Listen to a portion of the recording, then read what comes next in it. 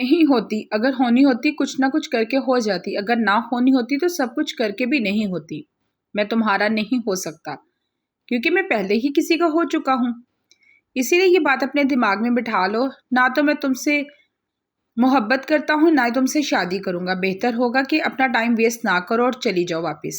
یہ کہہ کر سعد ایک آخری نظر پتھر سی بنا کر ڈال کر باہر نکل گیا۔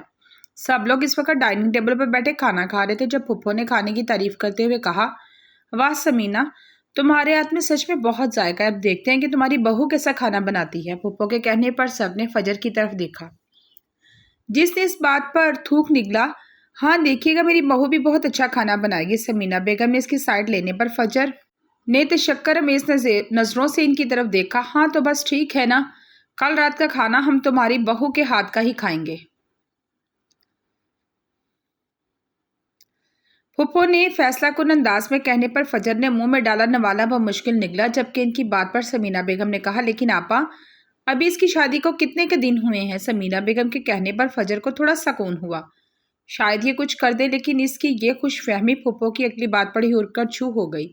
ارے بھائی، تو میکے میں کون سا روز کھانا بنوانے کا کہہ رہی ہوں، بس کل رات کا کھانے کا تو کہا ہے۔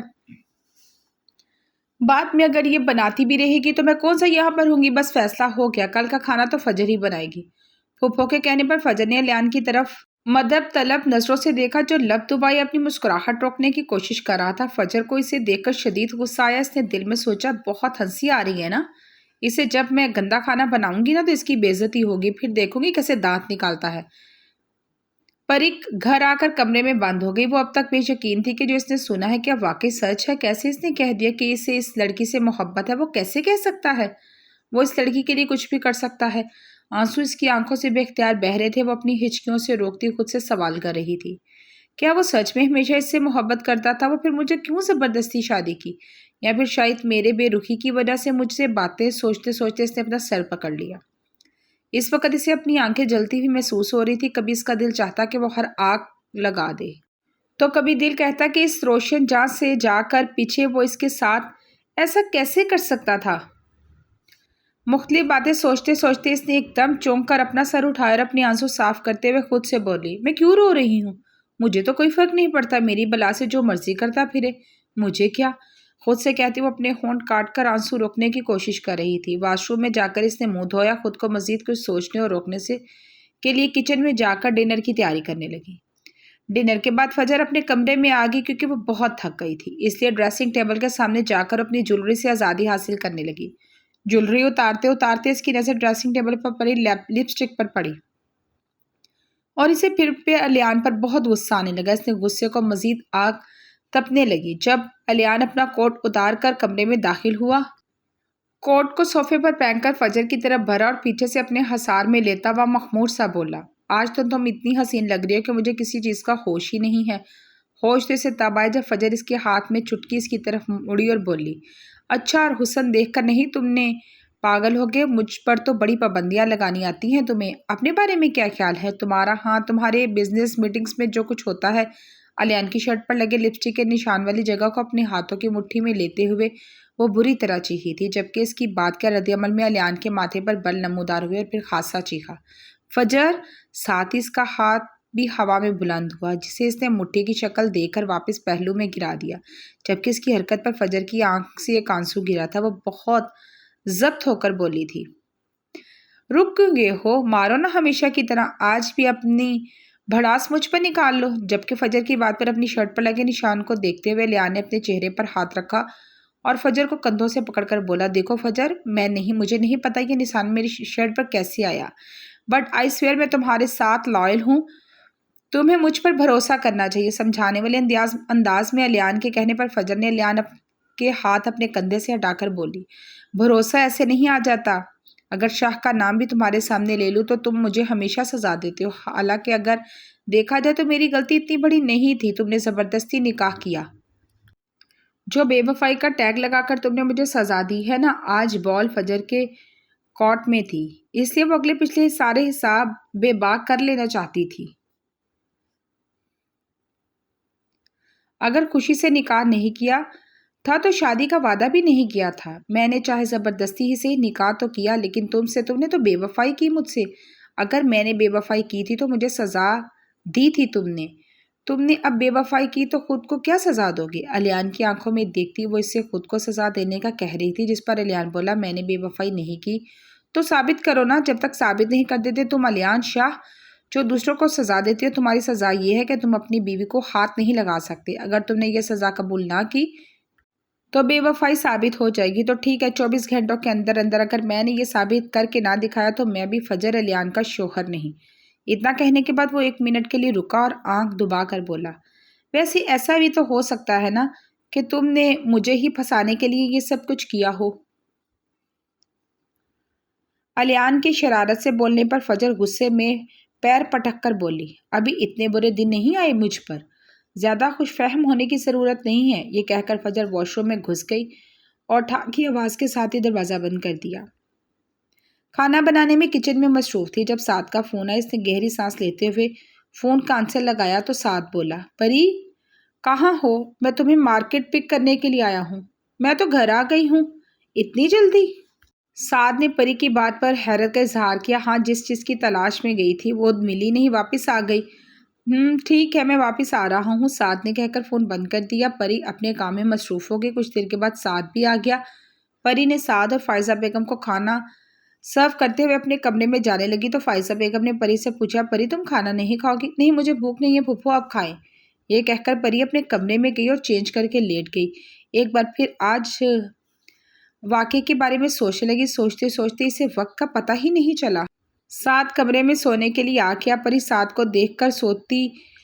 جب پری کو یقین ہو گیا سعد سو گیا ہے، پری اٹھ کر بیٹھ گئی، غور سے سعد کے چہرے کو دیکھنے لگی۔ آہستہ سے ہاتھ بڑھا کر سعد کے چہرے پر آئے بالوں کو اپنے ہاتھوں سے سنوار کر اور پھر دل میں کچھ کہنے کے لیے ایک دم سے اٹھی، اپنا ہاتھ پیچھے کیا اور چیخ چیخ کر کہہ رہا تھا کہ سعد بہت جلد تمہیں چھوڑ دے گا۔ تو پری کو وہ وقت یاد آ گیا جب وہ سعد سے طلاق کا مطالبہ کر رہی تھی۔ پھر ایک تلخ مسکراہٹ اس کے چہرے پر آئی۔ وہ پھوٹ پھوٹ کر رو دی، کیونکہ وہ ایک قیمتی چیز کو اپنے ہاتھوں سے گنوانے والی تھی۔ اپنی آواز کو روکنے کے لیے اس نے اپنے منہ پر ہاتھ رکھ لیا، کمبل میں منہ دے کر رونے لگی، شاید اپنی آج کی بے بسی پر، ماضی کی بے وقوفیوں پر، یا پھر شاید اسے خود ہی پتہ نہیں تھا کہ وہ کیوں رو رہی تھی۔ الیان نے فجر سے شرط لگا لی تھی کہ اب اسے خود سمجھ نہیں آ رہا تھا کہ یہ بات کیسے ثابت کرے۔ اسے بے چینی میں صبح کے 4:30 بجے جب اس کی آنکھ کھلی، پھر جیسے نیند کہیں غائب ہی ہو گئی ہو، تو الیان نے اٹھ کر فجر کی نماز پڑھی اور پھر سے اس نشان کے بارے میں سوچنے لگا۔ اور پھر جب کافی دیر تک سوچتے رہنے کے بعد اسے کچھ بھی سمجھ نہ آیا تو نیند بھی اسے نہ آئی۔ وہ جھنجھلا کر صوفے پر سوئی ہوئی فجر کو بغیر ہاتھ لگائے اٹھانے کی کوشش کرنے لگا۔ فجر، فجر اٹھو! اب کیا؟ الیان مظلومیت سے بولا، لیکن مجھے تو آ رہی ہے نا۔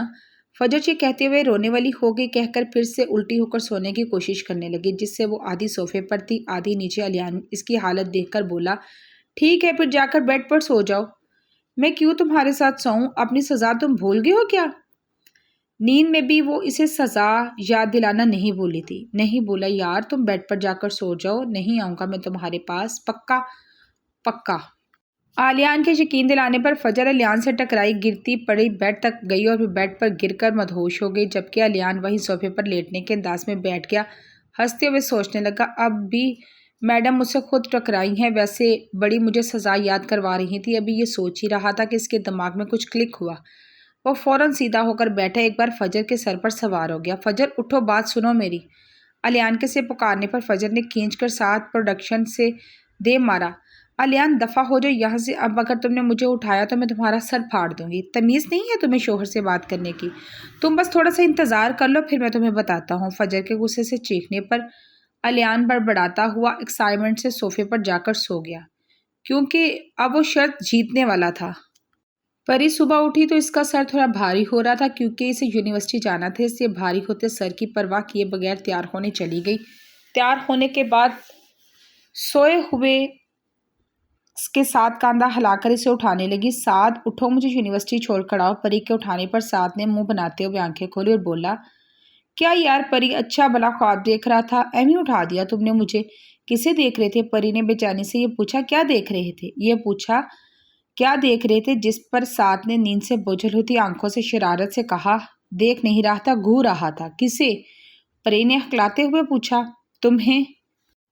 سعد کے کہنے پر پری کو اپنے اندر ڈھیروں سکون اترتا محسوس ہوا، لیکن وہ کچھ حیرت سے بولی، مجھے کیوں گھور رہے تھے؟ پری کی معصومیت پر وہ سعد کا کہہ کمرے میں گھنچا، کیوں تم ایز یوزول مجھ سے لڑ رہی تھی نا؟ سعد کے کہنے پر پری ہکا بکا رہ گئی، میں کب لڑتی ہوں تم سے؟ تو کیا نہیں لڑتی؟ سعد نے بھی وہی جواب دیا، جب سے تمہیں گولی لگی ہے میں تم سے ایک دفعہ نہیں لڑی، جھوٹ مت بولو۔ ہاں لیکن پہلے تو لڑتی تھی نا؟ ہاں لیکن پہلے تو لڑتی تھی۔ سعد نے کندھے اچکا کر کہا، پہلے پہلے ہوتا ہے، اب تو نہیں لڑتے نا۔ ویسے میں خواب میں لڑ کس بات پہ رہی تھی؟ چھوڑو اس بات کو، میں فریش ہو کر آتا ہوں، پھر چلتی ہیں۔ سعد یہ کہہ کر بیڈ سے اتر کر کھڑا ہو گیا، جب پری نے اس کا بازو پکڑ کر رو کر کہا، کیوں چھوڑو مجھے بتاؤ۔ پری کے ضدی لہجے کے کہنے پر سعد ہلکا سا جھکا اور بولا، اگر میں تمہیں بتا دیا تو تم حقیقت میں بھی مجھ سے لڑنا شروع ہو جاؤ گی، پھر تم لیٹ ہو جاؤ گی، یقیناً تم ایسا بالکل نہیں چاہو گی۔ آخر میں اس نے ایک آبرو چکا کر پری سے تائید چاہی، جس پر پری نے سر اس بات میں ہلا دی اور ساتھ فریش ہونے کے لیے چلا گیا۔ پری وہاں پر بیٹھی کچھ دیر سوچتی رہی کہ آخر وہ کیوں سے لڑ رہی ہوگی، پھر کندھے اچکا کر اپنے یونیورسٹی بیگ میں اپنے نوٹس ڈالنے لگی۔ آلیان کی جب آنکھ دوبارہ کھلی تو گھڑی 9 بجا رہی تھی۔ وہ اٹھ کر ایک بار پھر فجر کے سر پر سوار ہو گیا اور اسے اٹھانے لگا، فجر فجر اٹھو۔ آلیان کے اٹھانے پر فجر سستی سے اٹھنے کے بعد بیڈ گراؤنڈ سے ٹیک لگا کر جمائی لینے لگی، جبکہ آلیان اب وہیں بیڈ پر بیٹھا تھا۔ فجر آلیان کو دیکھتے ہوئے بولی، یہ تمہیں صبح صبح کا کون سا دورہ پڑا ہے جو مجھے اٹھانے لگ گئے تھے؟ دورے تو خیر تمہیں بھی پڑے تھے، لیکن فی الحال اٹھو، مجھے کچھ دکھانا ہے۔ خود بھی کھڑے ہوتے ہوئے آلیان نے فجر کو حکم صادر کیا، آؤ میرے ساتھ، یہ کہہ کر دروازے کی طرف بڑھی۔ جب فجر بولی، کہاں پر جانا ہے؟ چلو گی تو پتہ چلے گا نا۔ اب کے مڑتے ہوئے آلیان نے منہ بنا کر کہا، مجھے فریش تو ہونے دو، بعد میں ہو جانا فریش، ابھی چلو۔ اب کے تیز آواز میں کہہ کر آلیان باہر نکل گیا۔ فجر بھی اس کے پیچھے چل پڑی تو آلیان نے گیسٹ روم کا دروازہ نوک کیا، جس پر فجر نے الجھن امیز لہجے میں کہا، ہم یہاں کیوں آئے ہیں؟ ابھی پتہ چل جائے گا میری جان، تھوڑا صبر کر لو۔ آلیان کے یہ کہتے ہی دروازہ کھلا، کمرے سے آنکھیں مسلتی ہوئی ریدا نمودار ہوئی۔ تم دونوں یہاں؟ ریدا نے ان دونوں کو دیکھتے ہوئے کچھ حیرت سے پوچھا، کیوں ہم یہاں پر نہیں آ سکتے؟ آلیان نے اس کی بات پر آبرو اچکا کر کہا، نہیں آ سکتے ہو، آؤ۔ آلیان کو دیکھ کر مسکراتے ہوئے اس نے انہیں اندر آنے کا راستہ دیا، جس پر آلیان فجر کو اندر آنے کا اشارہ کر کے خود بھی اندر داخل ہو گیا اور اسے بولا، ریدا جو کل تم نے لپسٹک لگائی تھی، دراصل اس کا شیڈ فجر کو بہت پسند آیا تھا، لیکن مجھے بالکل نہیں پتا کہ وہ لپسٹک تم دکھا سکتی ہو۔ آلیان کے کہنے پر فجر نے حیران ہوتے ہوئے گھورا، جبکہ ریدا وہ لپسٹک لینے گئی تھی۔ یہ لو۔ فجر جو آلیان کو گھور رہی تھی، ریدا کی بات پر متوجہ ہوئی۔ آلیان ریدا وہ ڈیپ ریڈ کلر کی لپسٹک لے کر فجر کی طرف مڑا، لو تم لگا کر دکھاؤ کیسی لگے گی؟ وہ اب فجر کو کہنے لگا۔ آلیان نے فجر کی طرف لپسٹک بڑھاتے ہوئے کہا، جس پر فجر نے آہستہ سے نفی میں سر ہلایا تو آلیان نے لپسٹک والا ہاتھ خود فجر کو لپسٹک لگانے کے لیے اس کے ہونٹوں کی طرف بڑھایا، جس پر فجر نے فوراً کہا، ہاں میں لگا لیتی ہوں۔ یہ کہہ کر جلدی جلدی اپنے ہونٹوں پر لپسٹک پھیری اور آلیان کی طرف بڑھا دی، جس کا کیپ لگا کر آلیان نے ریدا کی طرف بڑھایا تو فجر سے کہا، صحیح کہہ رہی تھی نا، تم بہت اچھی لگ رہی ہو، میں تمہیں اسی کلر کی دلواؤں گا، ڈونٹ وری۔ یہ کہتے ہوئے وہ باہر نکل گیا۔ فجر بھی اس کے پیچھے پیچھے چل پڑی۔ کمرے میں پہنچ کر بولی، یہ کیا بدتمیزی تھی آلیان؟ فجر کے کہنے پر آلیان نے اس کی کلائی پکڑ کر اسے کھینچا، جس پر وہ آلیان کے سینے سے جا لگی۔ کچھ دیر بعد اپنا سر پکڑتی آلیان کو گھورتی ہوئی بولی، تم مجھے ہاتھ نہیں لگا سکتے، تم نے یہی کہا تھا نا؟ میں نے جو کہا تھا میں ثابت کر چکا ہوں، ساری سزائیں ختم ہو چکی ہیں۔ فجر کی آواز پر آلیان دلکشی سے مسکراتا ہوا بولا، کب ثابت کیا تم نے؟ فجر اس کی بات پر حیران ہوتی ہوئی بولی۔ آلیان نے اپنی شرٹ کی طرف اشارہ کیا، جہاں پھر سے لپسٹک کا نشان موجود تھا۔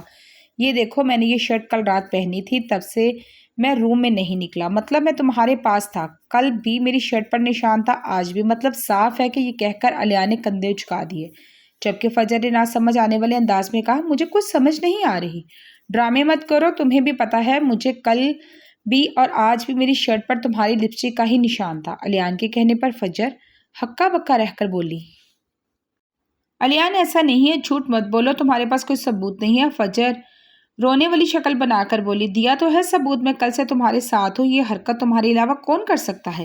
آلیان نے کندھے اچکا کر کہا، اچھا اگر میں نے کیا ہے تو تمہیں پتا کیوں نہیں چلا؟ میں تو سو گیا تھا نا، اب مجھے کیا پتا، تم سے میری وردی برداشت نہیں ہو رہی۔ अलियान मजे से कहकर वार्डरोब में अपने कपड़े निकालने लगा जबकि फजर पीछे से यकीन दिलाने वाले अंदाज में बोली, मैंने कुछ नहीं किया अलियान, सच में। फजर की बात पर अलियान मुड़ा और बोला, अगर तुमने किया है तो छुपा क्यों रही हो स्वीट हार्ट, मैं तुम्हारा शौक और इसमें शर्मिंदा होने वाली कोई बात नहीं है। बड़ी लहाजत से कहकर अलियान वॉशरूम में चला गया जबकि फजर वहां खड़ी बड़बड़ाती रही, मैंने नहीं किया। दूसरी तरफ वॉशरूम में अलियान ने अपनी रोकी हुई हंसी को बाहर निकाला। आज सच में इसे फजर पर बहुत हंसी आ रही थी। इसे समझ आ गई थी कि रिदा के टकराने से वो लिपस्टिक का निशान अलियान की शर्ट पर लग गया, लेकिन ये बात जानता था कि फजर कभी ये नहीं मानेगी, इसे गलत साबित करने के लिए सबूत मांगेगी जो कि इसके पास नहीं था। इसलिए इसने गेंद फजर की कोर्ट में डाल दी और वही किया जो पहले हुआ था। बस फर्क ये था कि पहले रिदा थी, अब फजर। फजर की इसके सीने से लगने पर अब की बार फिर अलियान की शर्ट पर लिपस्टिक का निशान छुप गया। फजर पर इल्ज़ाम लगाकर बेचारी फजर को तो कुछ समझ ही नहीं आया कि सही किसे कहती हैं। जब आप पर इल्ज़ाम लगाते तो आपको समझ नहीं आती, तो आप बेयकीन हो जाती हो, ख़ास तौर पर वो इल्ज़ाम जो गैर मुतवक्का हो। यही फजर के साथ हुआ। अलियान सारा इल्ज़ाम इस पर लगाकर खुद बरीज़िमा हो गया। यूनिवर्सिटी में परी को फजर की बहुत याद आई क्योंकि वो यूनिवर्सिटी में हमेशा साथ होती थी। कल परी की बर्थडे थी जो परी और फजर हमेशा मिलकर सेलिब्रेट करती थी, लेकिन अब तो ना इसकी फजर से कोई बात हुई थी ना ही यूनिवर्सिटी आई थी। तो फिर इसने सोचा कि साथ को अपनी बर्थडे का बताएगी, जिससे साथ जब पिक करने आएगा। तो गाड़ी में बैठने के बाद कुछ देर तक वो तज़ाब का शिकार रही क्योंकि अभी इन दोनों की इतनी बेतकल्फ़ी नहीं हुई थी। लेकिन फिर आखिर परी ने बोलना शुरू किया, साथ तुम्हें पता है कल। अभी इसका इतना ही कहना था कि जब साद का फ़ोन बजा। साद ने कॉल रिसीव करने के बाद दूसरी तरफ मौजूद शख्स की बात सुनी और कहा, चल ठीक है, मैं आ रहा हूँ कुछ देर में। यह कहकर साद ने फ़ोन बंद कर दिया जबकि परी का मूड अब बुरी तरह ऑफ हो चुका था क्योंकि इसे लगा कि फिर से ये सनाया की कॉल होगी। जलन और गुस्से से इसने अपना रुख मोड़ लिया और इसे यकीन था कि वह ज़रूर रो देगी। पहली सुबह से इसका सर में दर्द हो रहा था। साद ने तेज़ ड्राइविंग करते हुए गाड़ी घर के आगे रोकी और कहा, मुझे कहीं जाना है, मामा से कहना लंच पर मेरा वेट ना करें। साद के कहने पर परी ने एक नज़र इसे देखा, गुस्से से ठाक की आवाज़ के साथ दरवाज़ा बंद करके अंदर चली गई। कमरे में जाके अपना बैग सोफे पर फेंका, बेड पर औंधे मुंह लेट कर रोने लग गई। आज इसे अपनी बेकदरी पर बहुत ज़्यादा रोना आ रहा था। गुस्से में इसका दिल चाह रहा था कि सब कुछ तबाह कर दे। कितनी जल्दी हो रही थी इस चुड़ैल के पास जाने की, इसी के पास रह जाया करें। आता क्यों है ये? इसे मेरी परवाह नहीं है तो मुझे भी नहीं है इसकी परवाह। ऐसी बातें सोचते सोचते इसे पता ही नहीं चला कब वो नींद की वादियों में चली गई। अलियान कब का ऑफिस जा चुका था। फजर अब बेनियाजी से टीवी के चैनल पर सर्चिंग में मसरूफ थी। जब वो एक चैनल पर चौंकती हुई सीधी खड़ी हुई, उसने अपना सर हाथ पर दे मारा, मैं कैसे भूल गई। परेशानी से अब वो इधर उधर चक्कर काटने लगी, लेकिन इसे कुछ समझ न आया कि इसने एक दफ़ा और टीवी की तरफ देखा जहाँ कोई कुकिंग शो चल रहा था। इसे फिर से बहुत गुस्सा आया। वो कैसे भूल गई कि आज का डिनर इसे बनाना था। लब कुचलती हुई इसे कुछ भी समझ नहीं आ रहा था कि अब वो क्या करे। एक तो इसके पास फ़ोन भी नहीं था, किसी से पूछ ले, लियान ने लेके नहीं दिया था ताकि वो अपने घर वालों से बात ना कर सके। जब इसे कोई चारा नज़र ना आया तो लैंडलाइन से अलियान को फ़ोन किया। कुछ देर बेल जाने के बाद स्पीकर से अलियान की मसरूफ़ सी आवाज़ उभरी, अस्सलाम वालेकुम। अलियान की आवाज़ सुनते ही फजर शुरू हो गई। अलियान कहाँ हो तुम, कब वापस आओगे? देखो मेरा फ़ोन वापस कर दो मुझे। फजर की ज़ुबान अलियान की आवाज़ पर रुकी जिसके ज़ोर से फ़िक्र का नाम लिया इसे चुप करवा सके। फजर, मैं ऑफिस में हूँ, इसी टाइम पर आऊँगा जिस टाइम पर रोज़ आता हूँ, और अपने फ़ोन को भूल जाओ। अलियान, बात तो सुन लो मेरी, कहो क्या तुम जल्दी नहीं आ सकते? फजर की बात पर अलियान ने गहरी सांस ली और कहा, अच्छा मैं थोड़ी देर तक आने की कोशिश करता हूँ, लेकिन एक बात याद रखना, लैंडलाइन से अगर तुमने मेरे अलावा किसी को फ़ोन किया तो मुझसे बुरा कोई नहीं होगा। ओहो गॉड। अलियान की आवाज़ पर फजर ने पहले इस बात में सर हिलाया, फिर खुद को कोसती हुई, इसे कोई कुछ नज़र नहीं आ रहा था। बोली, जी। फ़ोन रख कर वो कमरे में चली गई। एक बार फिर सोचने लगी, वो खाना कैसे बनाएगी, इसे तो चाय भी बनानी नहीं आती। लेकिन वो ये सोचकर खुद को तसल्ली दे रही थी कि शायद अलियान अब कुछ करेगा और इसे खाना नहीं बनाना पड़ेगा। साथ के दोस्त का एक्सीडेंट हो गया था जिसकी वजह से इसे जल्दी जाना पड़ा। वापस आते आते इसे 5 बज गए। जब वो कमरे में दाखिल हुआ तो परी बेड पर उतरी थी, वॉशरूम के दरवाजे की तरफ बढ़ रही थी। जब वो अपने सर पर हाथ रखे एकदम से गिरने लगी थी जब साथ ने आगे भर के इसे थाम लिया। फिक्रमंदी से बार बार आंखें झपकती परी से बोला, क्या हुआ है? जबकि परी से खाली खाली नजरों से देख रही थी। साथ ने परी के चेहरे पर हाथ फेरा तो तपती गर्म हवा आ रही थी जैसे इसकी आंखें लाल हो रही हो। परी, तुम्हें तो बुखार है। साथ के फिक्रमंदी से कहने पर जहां परी की एक بیٹ مس ہو گئی۔ وہیں پری نظریں پھیر کر ساتھ سے دور ہوئی اور سپاٹ سے لہجے میں بولی، یہ تمہارا سر درد نہیں ہے؟ یہ کہہ کر پری واش روم میں چلی گئی۔ واش روم کے دروازے سے لگ کر روتے ہوئے سوچنے لگی، اب آ گیا ہے جھوٹی ہمدردیاں دکھانے کے لیے مجھے، جبکہ باہر ساتھ کی بات پر اب حیران کھڑا تھا کیونکہ وہ اب کافی چینج ہو گئی تھی، لیکن آج اسے پری میں پرانی والی پری کی جھلک نظر آئی۔ لیکن وہ پری کے لیے بہت فکر مند تھا، جسے کل رات روتے رہنے کی وجہ سے شاید بخار ہو گیا تھا۔ اس نے کل سے کھانا بھی نہیں کھایا تھا، اسے شاید کمزوری سے چکر آ رہے تھے۔ الیان تھوڑی دیر کا کہہ کر تقریباً 2 گھنٹے میں آیا، جبکہ فجر جو اس کا انتظار کر کر کے تھک چکی تھی، اسے اندر آتا دیکھ کر ہاتھ باندھ کر اس کے سامنے کھڑی ہو گئی۔ تمہاری تھوڑی دیر کا مطلب 2 گھنٹے ہوتے ہیں؟ کام بہت تھا، تمہاری وجہ سے جلدی جلدی آیا ہوں۔ فون تو نہیں کیا نا تم نے کسی کو بھی؟